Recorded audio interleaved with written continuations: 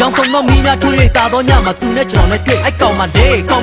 သူကဘသူလဲဟဲ့သူပေးတဲ့မပေါ်ပေါ်တွင်နဲ့ပြေကားပြောမတော်တော်တွင်ပဲဟဲ့ဒါကြောင့်ငါရှော့ရှော့နေခဲ့ရလဲရှော့စင်ပေါ်ပေါ်တွင်နဲ့တွေ့ငါကြိုက်တဲ့ကောင်မလေးကိုငါတွေးလိုက်ပြီဒါကြောင့်ငါပူတပင်းလိုက်ပြီဆိုတော့သူကတူတူပဲလိုက်ပြီတူနဲ့နူပဲကြိုက်ပြီးသူကလည်းဘာလို့ကိုလည်းပြီးတော့မခိုက်သည်အော်ကြိုက်ပြီးငါတို့ကနောက်ကတိုက်ကပြောချင်တာကတော့ဝိုင်းလီချမ်းဆက်ငမ်းဆက်ဆိုကလူလည်းမငိုင်းတော့ထားတဲ့ Opa ငါတို့ကိုတွေ့ရဆိုလားဟိုမှာလာနေပြီချိုသားချစ်တတ်တဲ့ကိုလူပြူနာကမလို့သူရန်သူတွေကိုတာမင်းတို့ကိုကြောင်းသားကရှိုးနေတဲ့မှောင်ခိုးတွေများမင်းတို့ကတကောင်းကောင်းနိုင်တော့နေပါလေခိုင်လို့မဆောင်လေကိုတော့ချွေရစေ